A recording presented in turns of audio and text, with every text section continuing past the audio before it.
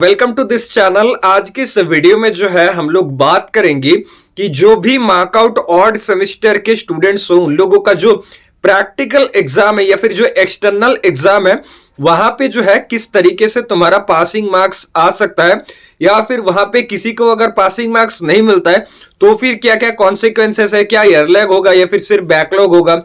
अगर तुम suppose attendance तुम सही नहीं रखते हो वो पर्टिकुलर सब्जेक्ट का लैब के अंदर तो तब क्या प्रॉब्लम्स हो सकता है, या फिर मानो उस दिन प्रैक्टिकल जो करने दिया जाएगा तुमको वो अगर नहीं कर पाते हो तो तब क्या प्रॉब्लम होगा। तो ईच एंड एवरी जो डाउट है तुम्हारा उसके बारे में आज इस वीडियो में हम लोग बात करेंगे।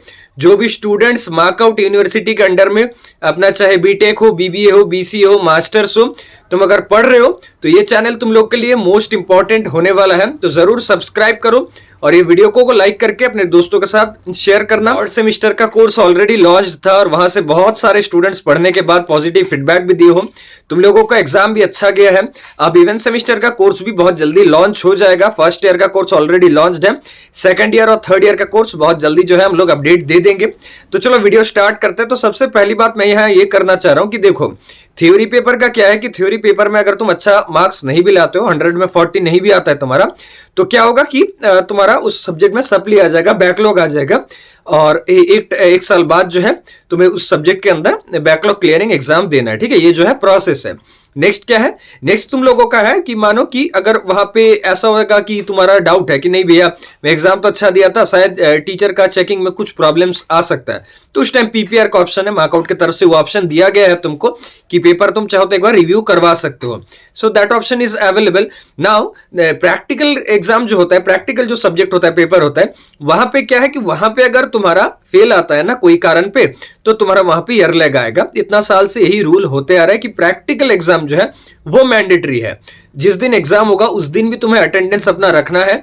उसके साथ साथ जो रेगुलर अटेंडेंस पूरा ऑल ओवर सेमेस्टर में जो तुम्हारा अटेंडेंस रहा है वो भी तुम्हारे लिए इंपॉर्टेंट है, क्योंकि कुछ कुछ टीचर्स ऐसा है ना, मानो वो एक्सटर्नल का हो या फिर चाहे इंटरनल का, तुम्हारा कॉलेज का हो या फिर तुम्हारा कॉलेज के दूसरा ब्रांच का हो या फिर बाहर कोई कॉलेज से आया हुआ, वो जो है अटेंडेंस को भी प्रायोरिटी देते हैं। ठीक, और कुछ टीचर्स ऐसे होते हैं जो उस दिन जो है तुमको कोई प्रैक्टिकल देंगे कि ये वाला एक्सपेरिमेंट तुम करो, ये वाला एक्सपेरिमेंट करके दिखाओ कि कितना आउटपुट निकल रहा है, तो तुम्हें वो करना पड़ेगा। अब मैं यहाँ पे ओवरऑल एक सजेशन देता हूँ, तुमको अच्छे से सुनो। जो स्टूडेंट्स ऑलरेडी लाइक प्रिपेयर्ड हो या फिर अच्छे से एक्सपेरिमेंट किए हो उन लोगों को तो चलो उतना कोई डर नहीं है, कोई भी एक्सपेरिमेंट हो तुम कर दोगे। लेकिन जो स्टूडेंट्स उतना प्रिपेयर्ड नहीं हो उन लोगों के लिए बोल रहा हूँ कि अपना जो भी सिलेबस है ना तुम्हारा, वहां पे प्रैक्टिकल पेपर के सिलेबस तुमको दिखेगा, या फिर जो भी लैब ऑलरेडी किया गया है तुम्हारे क्लास के अंदर उसका सब लिस्ट तो कॉपी के अंदर अवेलेबल है, लैब कॉपी के अंदर।